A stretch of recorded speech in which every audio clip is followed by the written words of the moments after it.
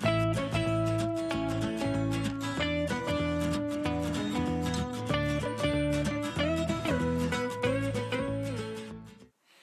everybody and welcome to another video. You are now watching part 3 of my chronic illness story. So if you haven't watched part 1 or part 2, I definitely recommend you going back and watching those first 2 parts, because what I'm talking about in this video will make much more sense than if you know the entire story. So definitely go back and watch a part 1 and part 2. I will put the links down in the description for you so you can watch those.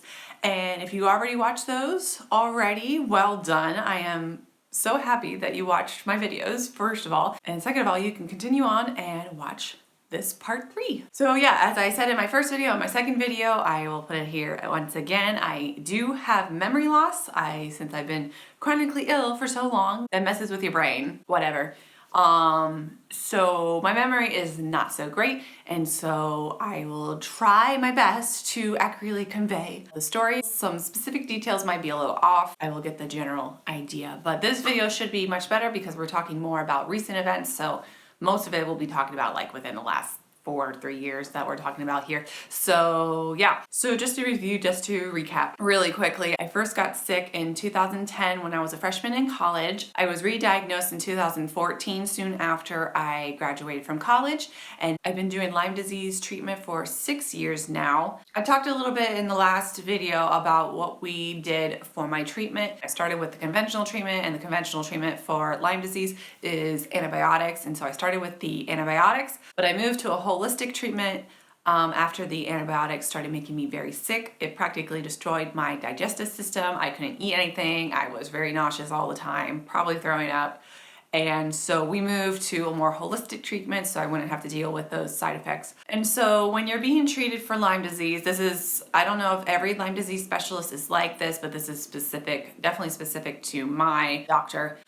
So I'm taking something to kill the bacteria with the holistic treatment. It's pretty much supplements like herbal blend, like in capsule form, and then I've done liquid supplements as well, and it's just a mix of potent, very potent herbs that will practically kill the bacteria that's within me, and pretty much doing the exact same thing that the antibiotics are doing, but doing it in a more natural way. So you need to kill the bacteria, then you need a detox. So I'm taking a lot of detox supplements that are helping push out the dead bacteria through my waste products, so that's nice. You need to also take something to help support your immune system, because it's better for your immune system to be part of this process if at all possible. So I'm taking vitamin D, vitamin C, you know, all those good stuff that will help my immune system function at its best capability so I can fight this Lyme disease. So pretty much take something to kill the bacteria, take something to detox, and take something to support your immune system, and that's basically what my treatment is. So yeah, I did talk about, you know, a couple of years of my treatment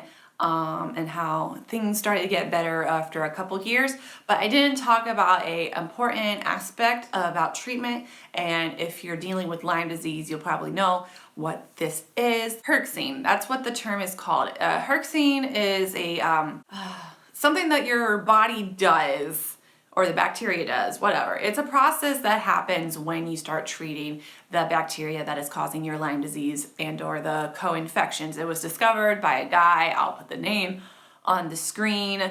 I'm not gonna try to say it because I know I'll botch it, but pretty much it's named after him, so it's called Herxine. So Herxine is basically the idea of you're gonna get worse before you get better. So Herxine, you know, when you're trying to kill the bacteria, it's not completely understood, but when you're trying to kill the bacteria in a way starts fighting back.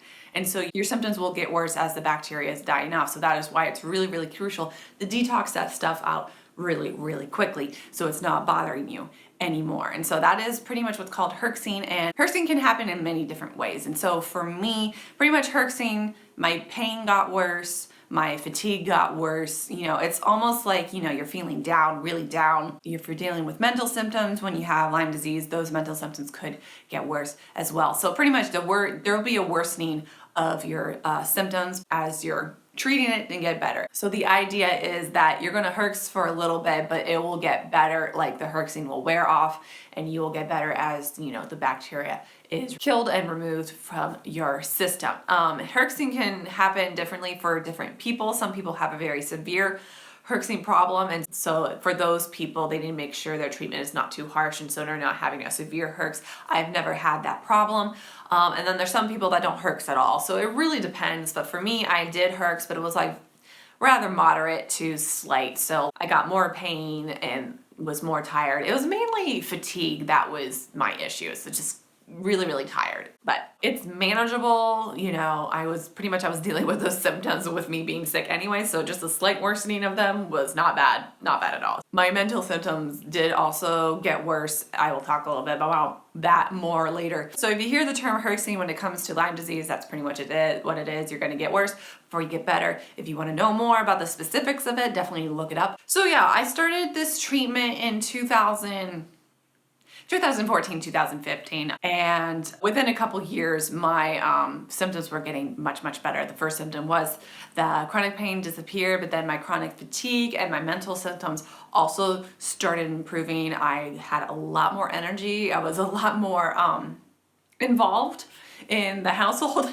I was able to do more things on my own, and I think I did have a couple part-time jobs at some point. I was just able to go through my day without exhausting myself. It was very easy to be able to get through my day without needing to take a break or take a nap or whatnot. But yeah, so within a couple of years, I would say 3-4 years, yes, treatment was happening for a long time before, you know, things started to be like really good. But that is probably just because I was misdiagnosed and not treating the actual cause of my chronic illness for 4 years, and that's what happened. So yeah, within a couple years, 3 to 4 years, I started feeling better. It was the best I've ever felt in years, and we started seeing the light at the end of the tunnel. I mentioned this at the end of last video. Since I was married at this point, my husband and I were starting to make plans for the future, and we were really excited about that. So as you can expect, we were thinking about starting a family. So yeah, we were looking to the future and saying, okay, once I'm clear of this chronic illness, we can start thinking about starting a family. However, unfortunately, we hit a wall. I think this was the year 4 mark. We started hitting a wall, and the improvement of my symptoms slowed down, especially when it came to my mental symptoms. So as I mentioned before, my chronic pain disappeared and my fatigue was getting better. So pretty much when we hit that wall, the physical symptoms were gone. I wasn't dealing with pain anymore, and I wasn't dealing with fatigue anymore, but I was still dealing with the mental symptoms. And so for me, you know, it differs from person to person when it comes to Lyme disease. Some people don't deal with emotional symptoms, multiple mental symptoms at all when it comes to Lyme disease, but some people do. It is one of those symptoms where, you know, the Lyme disease has progressed so far that it's gotten to your brain. So that's pretty much what happened to me since I was misdiagnosed for 4 years. And so all the symptoms I've had. So some of the symptoms that I had were brain fog. Obviously, you know, you just can't think and it's hard to talk. It definitely depends on the day how severe the brain fog was, but I went from like, sometimes I could just go by like, oh, I can think so clearly, to be like, I can't even form a sentence. So it's crazy. So I had brain fog, and depression and anxiety was definitely one. It was more depression when I was in college, but when I started treatment for Lyme disease, so 5 years down the road from when I started getting sick, I started dealing more with anxiety. So I would have to say, for a person that has dealt with both depression and anxiety, I will have to say, for me, anxiety is way much worse. Way much worse, because I'm like constantly obsessing about what could happen in the future, even though it may possibly not happen. You know, it's amazing what goes through my head and being like, oh, this could happen, but in reality, it's probably not gonna happen, and blah, blah, blah, blah. So yeah, I also had panic attacks, which are not fun one bit. I remember the first time I had a panic attack, it was like really scary because, you know, your chest is hurting, you can't breathe. It's like, ugh. But my husband's like, you're having a panic attack, but it is okay. I definitely don't have them all the time, which is great, but it's just when I get really overwhelmed and anxiety, panic attacks just happen. So yeah, I dealt with those. And then I also, hopefully you don't think I'm totally insane, but yeah, I also dealt with hallucinations, both visual and audible. Sometimes I could supposedly hear people talking, and then, you know, see things around, and that's not fun at all. And then I also had night terrors where, you know, sleeping at night and all of a sudden I'm just like terrified for no good reason. Those are fun as well. And then also, unfortunately, I also did have seizures. I know I'm glossing over this a little bit, like I had all those symptoms, but literally, like when those things were happening, I thought literally I was losing my mind. But you know, I had to remind myself that I'm not crazy. This is just the infection in my brain, as she says with a smile. It depended on the time during my treatment and on how severe these were. You know, as the Lyme disease progressed, it definitely got worse, but then as treatment went on, it got better. But anyway, those were fun. So yeah, so because we hit a wall because of those mental symptoms, they weren't completely gone, they were still messing with my life. And, you know, we needed to do something. So I know I mentioned in another video saying that the chronic pain was probably the worst symptom I've ever had. But when I started having these more severe mental problems, I would definitely say the mental problems are probably the worst symptom. Because I'm like, I could deal with the chronic pain. I got to a point where I could deal with the chronic pain. I could like tune it out, so to speak, and I wouldn't have to, you know, deal with it so bad. But like the mental symptoms, they're always there and they're always messing with your mind. And so it's like, yeah, those were definitely the worst symptoms. You know, I would say part 1 of my story, the chronic pain was the worst, but then the part 2 to 3 of my story, the mental symptoms were the worst. And, you know, is what it is. So yeah, but since we were hitting a wall with the mental and emotional symptoms, you know, my doctor adjusted my treatment to better combat the mental symptoms. So we were really focusing on the physical symptoms starting out, but then we started, you know, trying to focus on the mental symptoms because, you know, when you have Lyme disease and co-infections, there's a lot of different things, like, you know, certain symptoms are more associated with one bacteria strain than the other bacteria strain. And I'm, you know, my doctor has explained this to me, but I don't remember which goes which. But yeah, so, you know, I was cycling through. So like when I started with the antibiotics, I cycled through maybe 3 different antibiotics. And then when I did more of the holistic treatment, there was like, we cycled through a lot of different supplements in order to target different specific bacteria strains. And so when we hit a wall with the emotional symptoms, we started doing things that will help more of the infection in my brain. And that's fun to deal with. My doctor explained that, you know, the mental symptoms are probably the hardest to completely eradicate just because you have to deal with the blood-brain barrier because the infection is in the brain and the medicine needs to get into your brain. And so so that was probably like 2 years ago that we finally adjusted treatment for that, and I started doing that. But unfortunately, to make things worse, I don't know if it's because we just started focusing so much on the mental symptoms and not the physical symptoms, but the physical symptoms started to come back, and I started dealing with pain again and with chronic fatigue, and that pretty much started happening within the last year. So yeah, when I started telling my doctor, you know, reporting to my doctor saying, hey, I'm dealing with pain and fatigue again, it was just like, yeah, she was definitely concerned. She was like, okay, we are dealing with a relapse here. Either we didn't kill it all the first time, or I got reinfected with Lyme disease somehow. Either is not great. So it's just like, ugh. So unfortunately, we had to go back and start treating those physical symptoms once again. And I'm just like, ugh.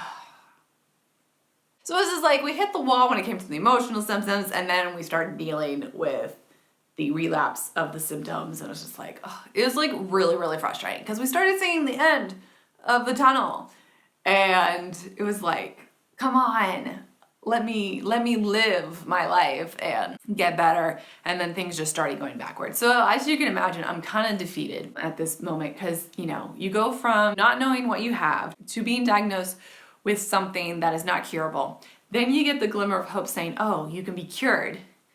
And then you go to the next step of like, oh, most of my symptoms have disappeared. And then you get to the next point of, just kidding, you're gonna have to deal with this for a little bit longer.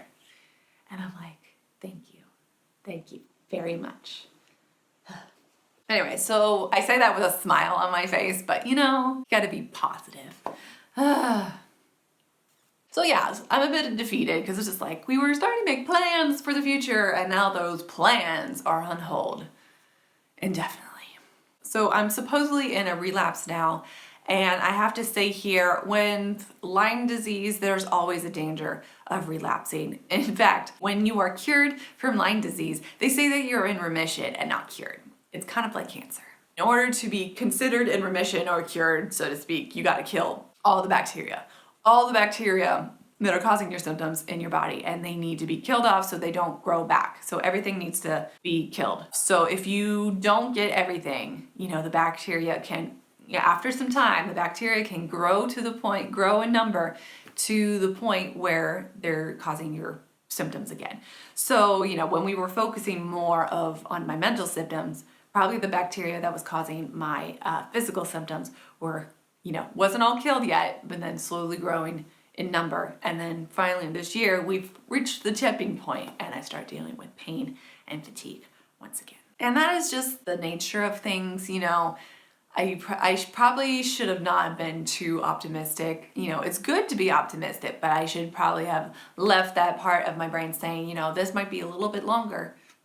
This might not be as fast as you think it might be. So, but yeah. So how am I doing currently? So I'm coping. I just have to be honest. I can't be super positive here. I'm coping. I'm basically coping. So I'm dealing with the chronic pain, especially in my joints. Pretty much my arms and my hands hurt constantly. And then sometimes it goes to the rest of my body. And I've been dealing with a really, really annoying pain in my neck, upper back and neck. So yeah, I'm pretty much hurting all the time at this point. It's manageable. I don't think it's as bad as it was in college, but it's not a good reminder of where I was in the past, that's for sure. So yeah, chronic fatigue, obviously it depends on the day. Today I'm doing okay. I think I slept better last night than I have been. But yeah, the fatigue depends on the day. If I don't sleep well, obviously I'm going to have a bad day, but sometimes I can push through it. I can do something in the morning, like record a video or cook something, and then the rest of the day I'm out. So I'm definitely once again, pacing myself, saying, oh, I can do this thing in the morning, but the rest of the day has to be spent in bed. So yeah, dealing with that once again, it's, going from having lots of energy and being able to go through my entire day. It's kind of like another rude awakening saying, oh yeah, still not done. Oh well. It's like I'm going backwards, pedaling backwards. I'm like, I have to relearn the tricks and the tips and the things and the hacks that I did when I dealt with the symptoms before. So yeah, so pretty much I gotta pace myself and not push myself too hard. And that's kind of hard to do because sometimes in my brain, I'm like, oh, I wanna do this and this and this. But my body's like, you can't do this. You can do this, probably not this and this. So it's just like, and then the mental symptoms are actually doing pretty good. Surprisingly, it's more the physical symptoms than it is the mental symptoms. I'm still dealing with anxiety, but it's understandable during 2020. I am not dealing with the seizures anymore, which is great. I'm not dealing with this, hallucinations or the night terrors, anything like psychosis related. I'm not dealing with that really anymore. That's nice. So the severe things are not happening anymore. I have a panic attack maybe occasionally, and brain fog is definitely, if I work too hard, brain fog. So yeah, if I'm really tired, brain fog. But yeah, so the mental symptoms are much more manageable at this point. I feel like I'm not completely cured, but I feel like we've treated it enough that I'm not dealing with the things that make me think I'm losing my mind and I should be put away somewhere. That's great. But this year I also started dealing with lots of digestive problems. It is unknown if it's related to my Lyme disease or if it's just because of all the stress that I experienced in 2020, not to mention 2019. We had 2 parents pass away because of cancer within a couple months of each other. So that was a really stressful 2019. And then 2020 was like, the whole world is exploding. So I'm leaning towards the fact that the digestive issues are probably more because of the stress, but the Lyme disease is probably not helping. If you've watched my other videos that are related to food, you will know that I'm still trying to figure out exactly what I'm eating. So that's how I'm currently doing. I wish I could say that I'm completely better and, continue that positive streak that I was having that I talked about in the last video. But yeah, I'm just gotta keep it real. You could see the light at the end of the tunnel, but all of a sudden you have to do a detour into a dark tunnel. That's a very good way to put it. So that's just the nature of Lyme disease. It's very easy for it to come back if you're not careful, if you finish treatment too early or just not get it all. And so yeah, that is just the nature of the thing. So if you're going through your own Lyme disease treatment journey and you're getting setbacks just like me, I am here with you. I understand. And you know what? It will all be okay. And I'm telling it to myself. It will be okay. Your doctor will figure it out and it will be okay. I'm sorry I don't have a very, positive ending to the story. The story is still ongoing and, we'll see what happens. So this is the end of the story for now. So 1, 2, 3 is what I got for you at this point in time. I will probably post update videos in the future on how I'm doing. If there's anything I need to talk about or anything that improves, I will definitely update you if you are curious about how my treatment is going. So yeah. Well, thank you for watching my story. If you've watched parts 1, 2, and 3, well done you. You are an awesome person, first of all. And I'm very thankful for you as well that you're willing to listen to my story. And I do hope it was helpful to you or somebody in your life that is dealing with the same kind of story that I am. So that is it for my chronic illness story for now. I might post more chronic illness specific videos, maybe talking more in detail about certain aspects of my health journey, but I definitely probably won't post an update video for a while. So yeah, but definitely keep an eye out for those videos. And if you want to learn more about chronic illness and stuff, definitely subscribe. I'll probably talk about it more in the future. So yeah, thank you very much for watching and I will see you all in the next video. Bye everybody.